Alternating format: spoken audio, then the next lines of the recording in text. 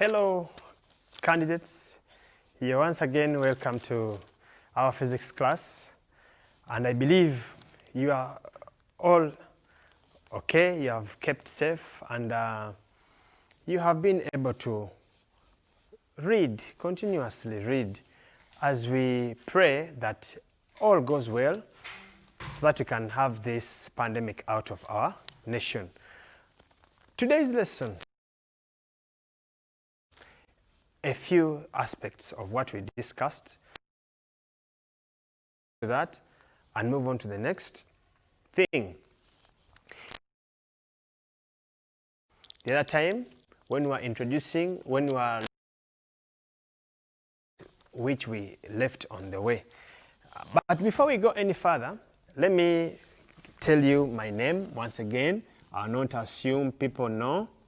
My name is Ojambo Joe, and my contact is 0772 95 23 42. So my dear learners, and whoever is out there, thank you for continuously following our lessons.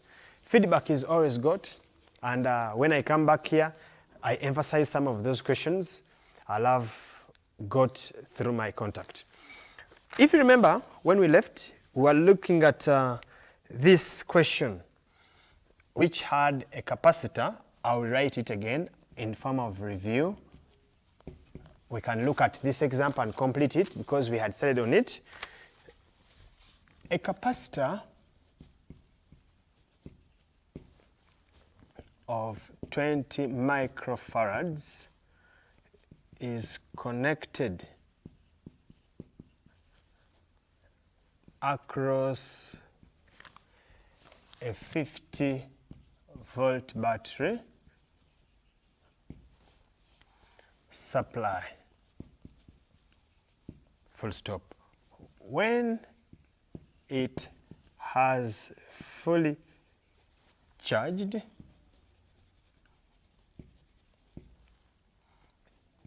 it is then disconnected and joined to a capacitor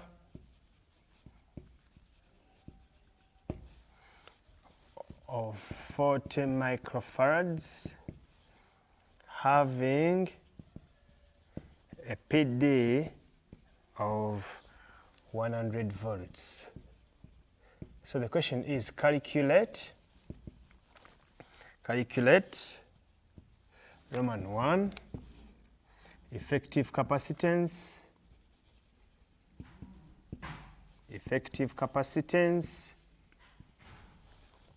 after joining,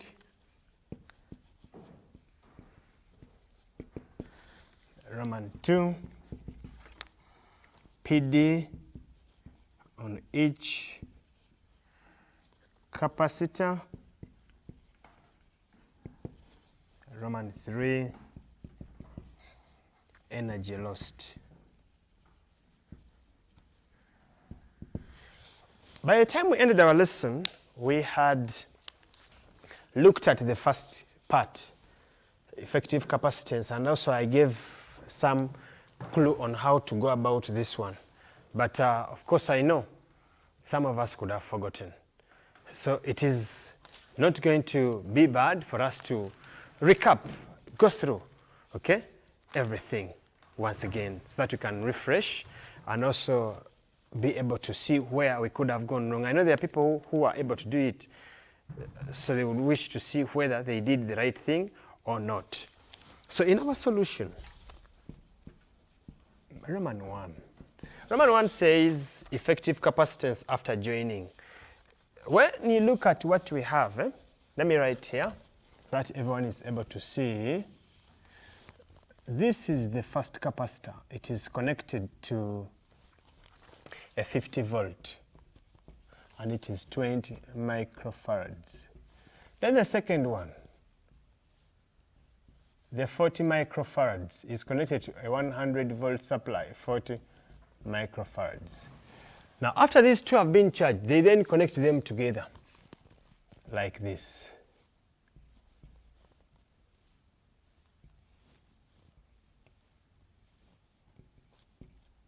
Something like this. So this PD V, the PD on each capacitor, that is after they have been joined together, is what they are asking for.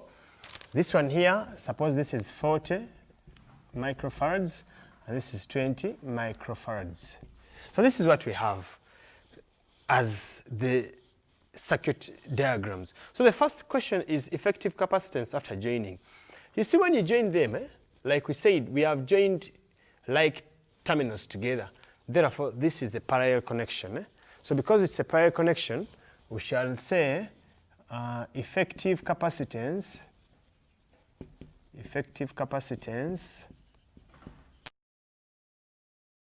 effective class is the same as total. So when someone says effective, don't say, now what are they trying to imply? It is total. And since they are, so it will be 40 plus 20, and that will give us 60 microfarads. Then, after that, we shall go to Roman 2, PD on each capacitor. Now, if we are to find the PD on each capacitor, this is where we apply the concept which we said the other time. The concept was we shall apply the conservation of charge. So I'll say by conservation of charge,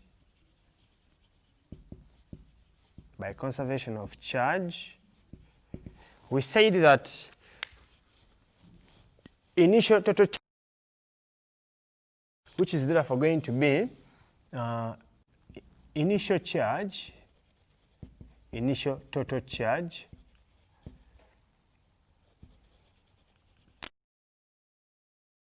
final total charge.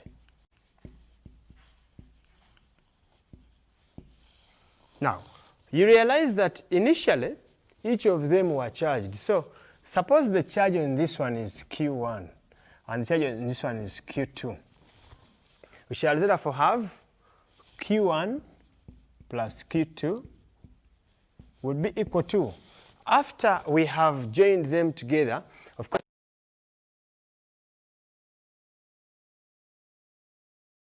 charge Q1 prime, then okay, I can also say Q1 prime plus Q2 prime. Remember, total charge. So here, we can now go ahead and substitute. When you look at this, I have left it in microfarads. So I cannot have the micro eventually do what? Cancel out. So this is going to be stored by 20 times 50 plus Q2 will be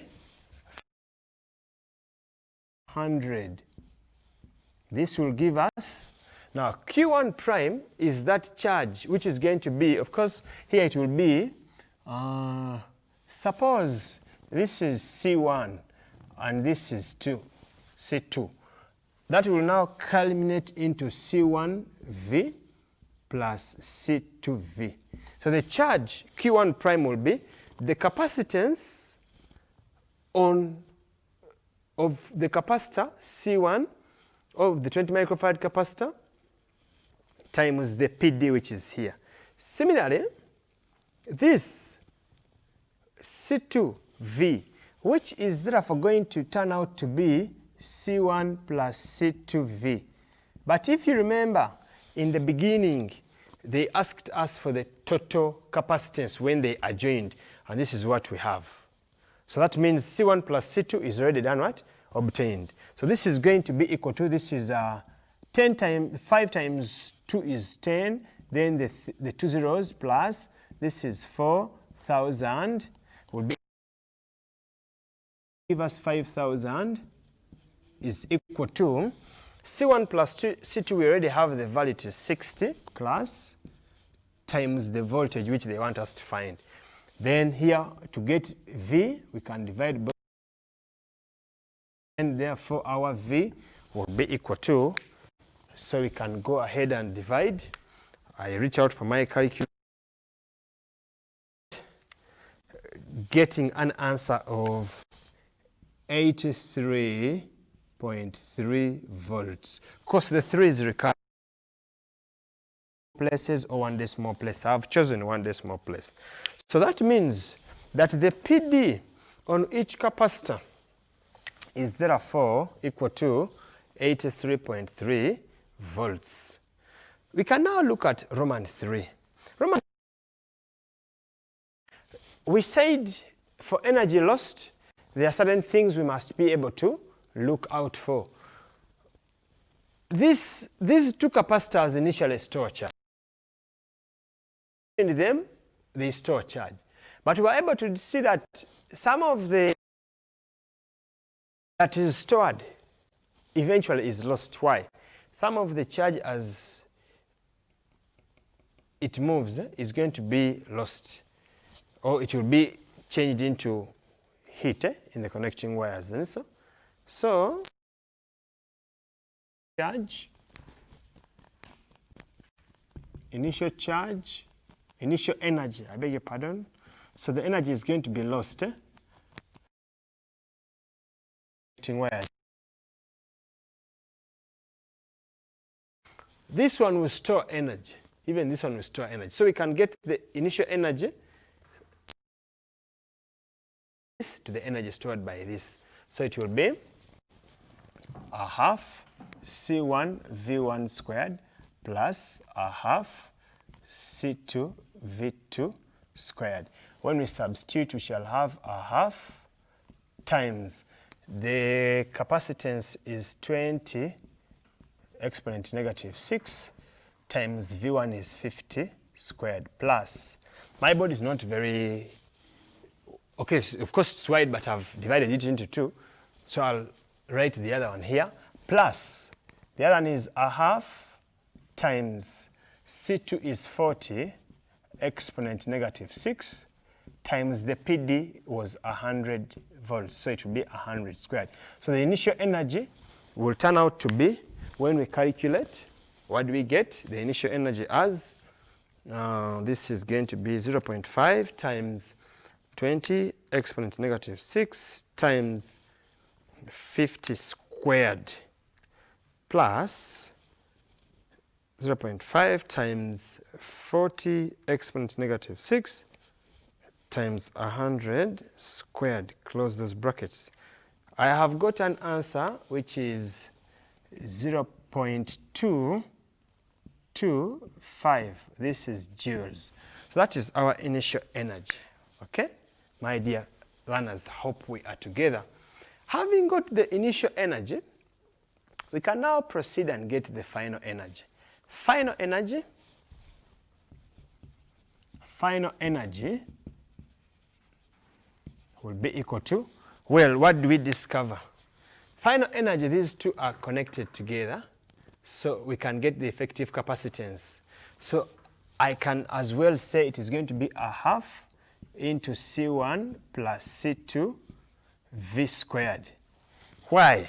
Because the PD is the same, we discovered. And it would not be different from someone who would do this. You can find someone saying it's a half C1 V squared plus a half C2 V squared. But at the end of the day, you realize that a half and V squared are common factors. So when I write it like this, it is not wrong.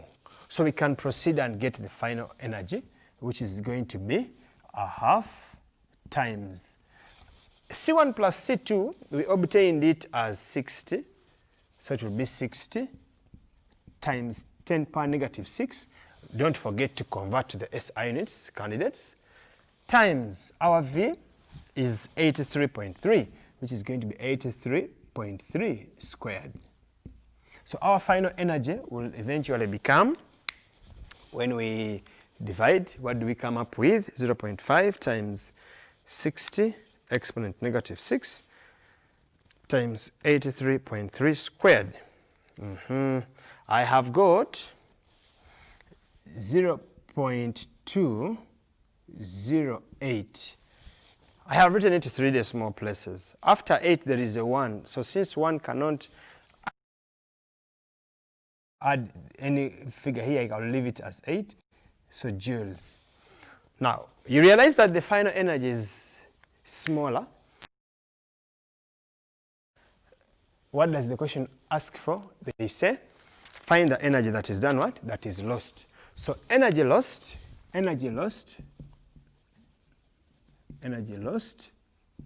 will be equal to the initial energy, which is 0.225, minus the final energy, which is 0. This is 0.208. What is that going to give? Yes, 0.208. And this joules. So that is our energy that is what now? That is lost.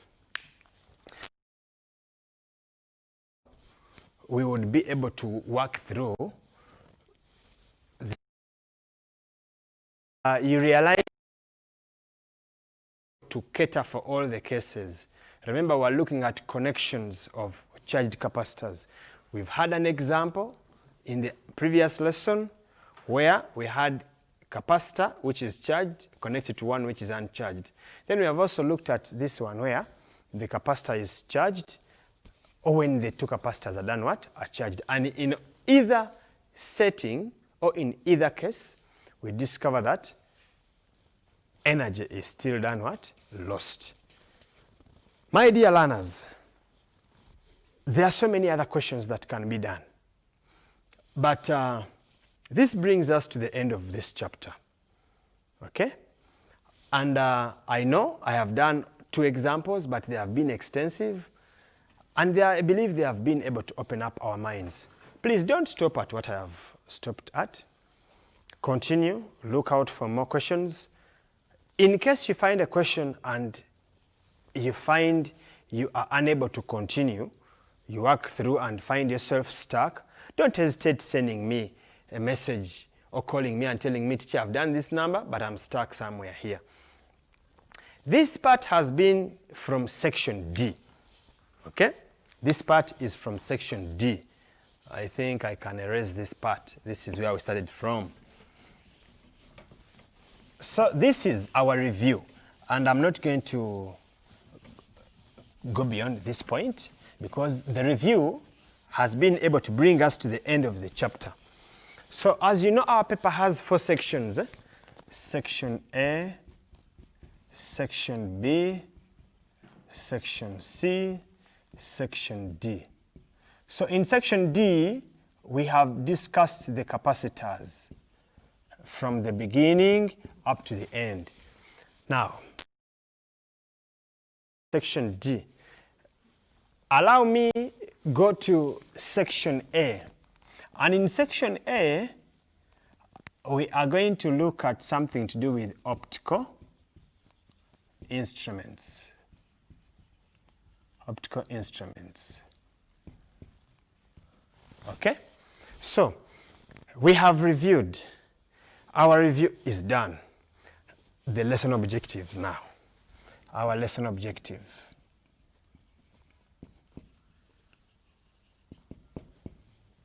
And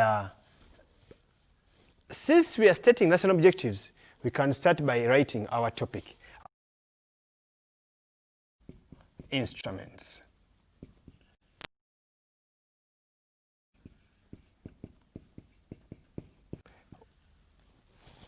What are optical instruments? And what imagine you want to look at the stars on Earth. You may not be able to see the stars in detail. But if you got something like a telescope, you would be able to see that star. Isn't it so? So because that telescope has aided your vision, it therefore has helped you see the greatest detail of that star. So that is. I've seen a microscope. My PCB students, the doctors can also be able to tell us this, or can be able to testify. The people who do the tests in the to look through a microscope. When someone comes to hospital, they are not feeling so fine, doctor recommends for a blood check. You go, they take a blood sample, then the person in the lab is going to be able to look through the microscope to see, are there some malaria parasites? Yes, no. They'll be able to give a report. So you may not be able to see some of those tiny, tiny things with your naked eye. So when you go ahead and use that microscope, you will aid, okay, the vision. You'll be able to see this in greatest detail. And so that is where we want to go. So those optical instruments are many. We have the telescopes, we have microscopes, we have other things like the prism binoculars, to mention but a few. Okay, and that's where we want to go. So what is it that we want to learn in today's lesson about optical instruments? We need to understand something. The very first thing is visual angle. Visual what? Visual angle. Okay, we need to define visual angle. Then after we have defined visual angle, we shall look at relationship. The relationship between visual angle and the apparent size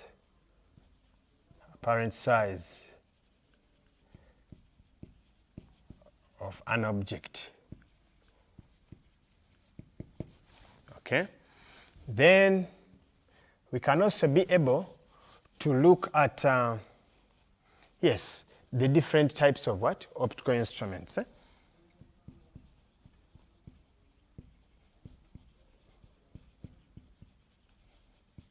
The different types of optical instruments. So there we shall see which one to start with. So we can now be able to go on and look at what we mean by visual angle. Visual angle.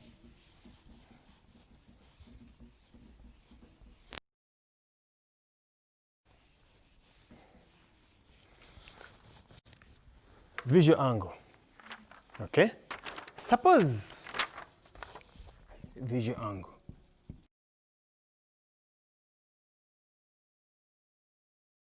I have this.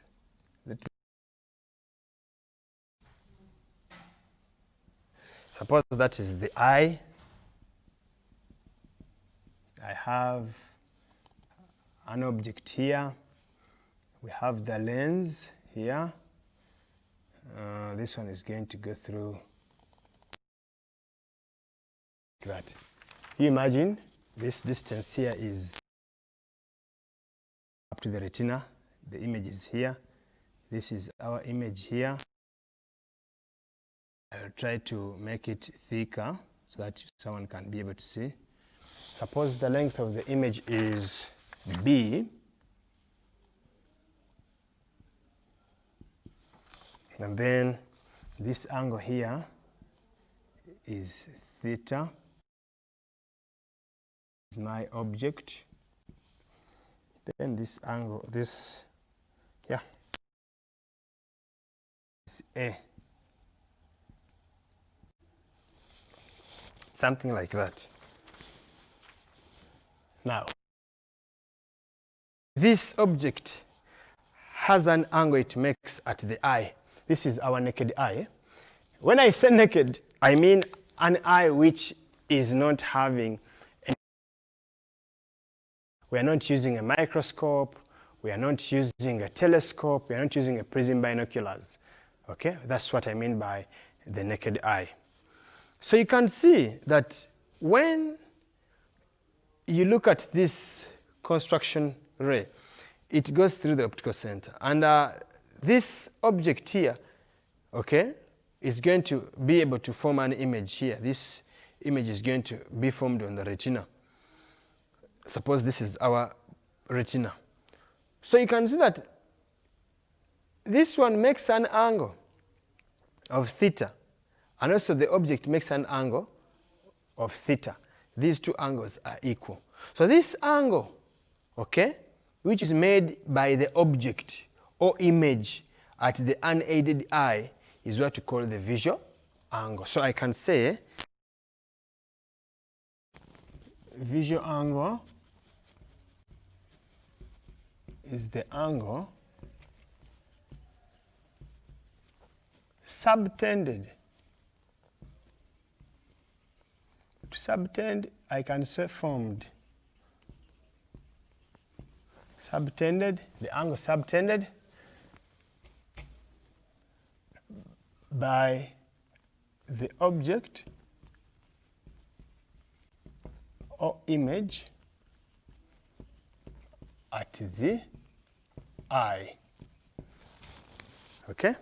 Is that angle subtended or formed by the object or image at the eye? Why am I saying object or image? You can see, when you look at this object, it forms this angle here. Okay? The same angle here is formed by the image. So that is basically our visual angle. Now, we can be able to look at the relationship between the apparent size of an object or the length of the image. When you look at this, my dear learners, we well know that the distance between the eye lens and the retina is fixed, and that is what we are calling distance A. Then we've seen that we are making a small angle. This angle is a small angle, okay, which means it's a small angle which could be measured in radians. So because it's a small angle which is measured in radians, we know that for small angles which are measured in radians, the tangent of that particular angle is equal to the angle itself. We are going to need that knowledge somewhere. So this B is the length of the image or height of the image from what you can see, which is on the retina. So using the concept of tan, okay, theta will be equal to, I'm now trying to look at the relationship between the visual angle and the apparent size of an object or and the length of the image. You realize that if I talk about tan, this theta faces this image, so that is going to be opposite. Then this one is along the line that forms this side here, side A is along the part that forms the angle, so it is going to be adjacent to the angle. So which means it's going to be tan theta is equal to opposite, which is B over adjacent, which is A. That is what we have. But since we are talking about theta being a small angle which is measured in radians, it therefore implies that we can say since theta is a small angle measured in radians, approximately equal to tan theta earlier, that is equal to B over A. Am I right? Our theta is equal to B over A, and therefore B is equal to A times theta. Okay? B is equal to A times what? Theta. Now, we discover that B is the length of the image. And A is that distance is a constant. So, is a constant, then B is proportional to theta. B is what? Proportional to what? Theta, which means that the length of the image,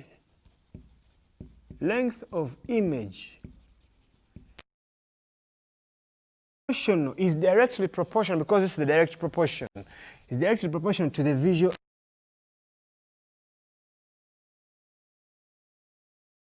I. Therefore, class, this shows us that if you have a big, even the size of the image is going to be greater. And if you have a small visual angle, even the length of the image is. That explains why you realize that if you have a pole, suppose you have a pole and you placed it at some point, then you moved it to another point, that pole will appear differently in the different positions, okay? And this is all because of the relationship we have just done what? Discussed. Let us look at what I am trying to explain and see how it comes out from our illustrations.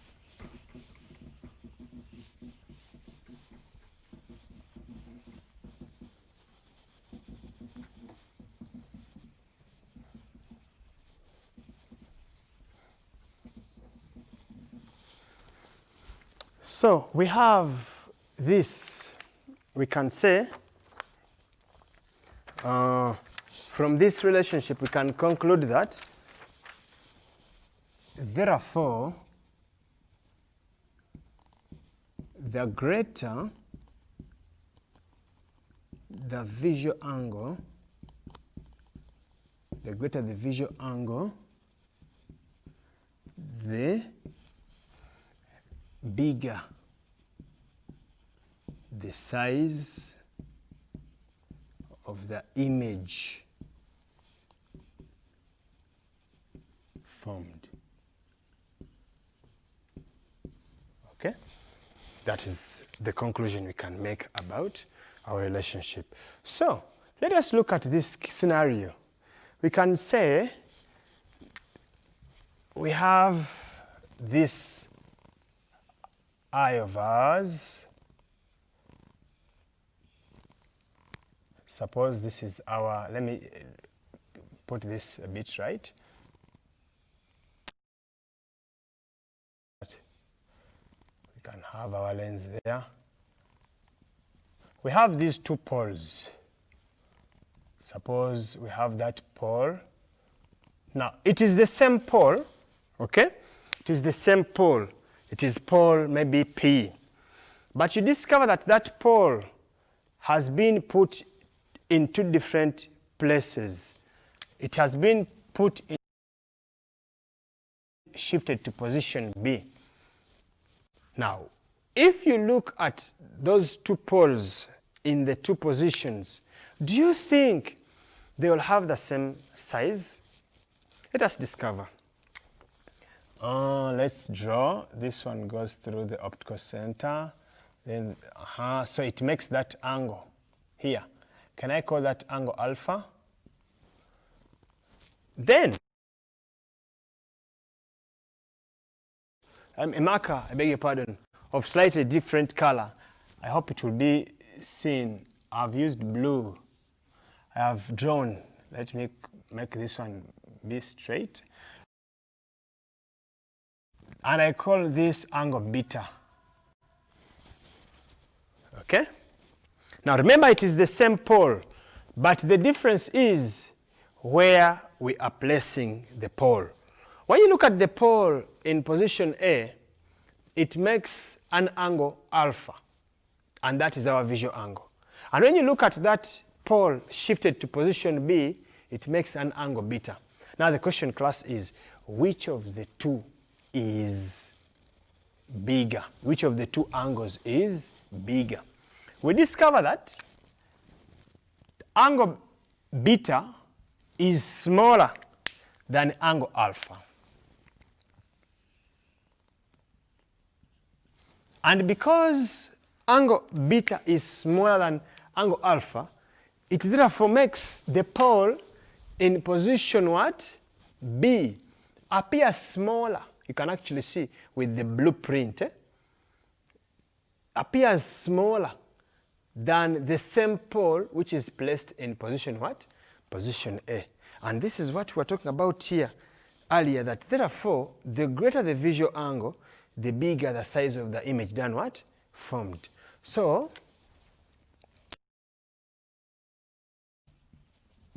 in position A an angle alpha, okay? While the same pole in position B an angle beta. Isn't it so, class? Now, we discovered that alpha is bigger than what? Beta. Since alpha is bigger, someone can say greater than beta, therefore, the pole in position A bigger or larger than the pole in position B. And what is this attributed to? This is attributed to the fact that the bigger the visual angle from our previous setting, the bigger or the greater the visual angle, the greater the size of the image that is then what? Formed. So this illustration in itself can be able to answer the question which could be set or a question which could be asked as explaining why a pole appears smaller if it were placed at a further point than when it is nearer. They are testing our knowledge about the relationship between the size of the image formed and the visual angle. So that is basically the second objective lesson. That takes us to the next aspect, my dear learners, what we are going to discuss under angular magnification. We have talked about cells, and now later when we start talking about the visual angles, we shall not be lost. We shall know what we're talking about. Oh, I should have started from this side, sorry. Not moving fast. I know we could have already written this. So to avoid the confusion, I'll also erase so that I can start from this extreme end.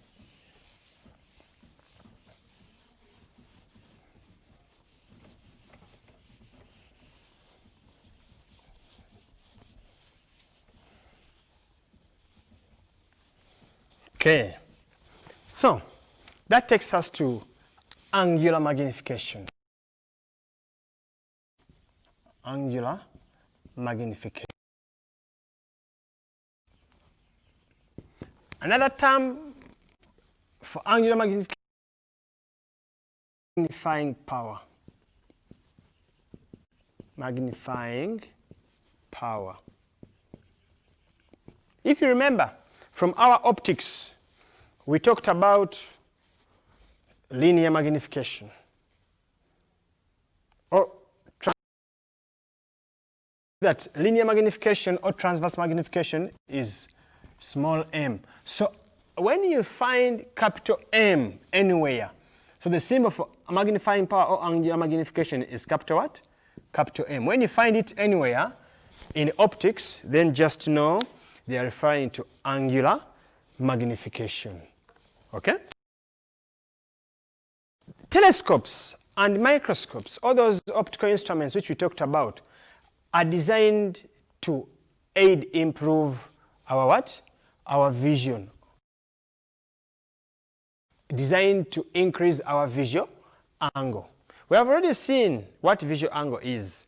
So if I have, remember the introduction I made, if I wanted to see the star, I would look up into the sky and I would see that star so small with my naked eye. But if I got a telescope, I would greatest detail with the aid of a microscope. With the aid of what? A microscope. Therefore, what do we discover? that they provide us with a better vision. So I can say that telescopes, microscopes, telescopes and microscopes are designed to increase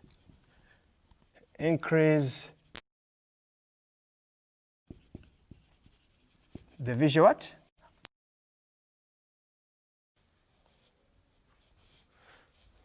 So, when you look at what we have, my dear learners, you can see that with the telescopes and microscopes, we would be able to increase our visual angle. So, what does angular magnification bring to our notice? M mathematically is given as alpha prime over alpha, which can still be given as beta over alpha. Some people will use alpha prime, others will use beta. But alpha prime is that visual angle which is subtended by the final image, okay, when using the optical instrument. And alpha is that visual angle which we were able to discover in the beginning, this angle here. Suppose I only referred to this one, this angle here, which the object will make, okay? Which the object will make at the eye. So, angular magnification, therefore, is the ratio of the visual angle formed by the final image when using the optical instrument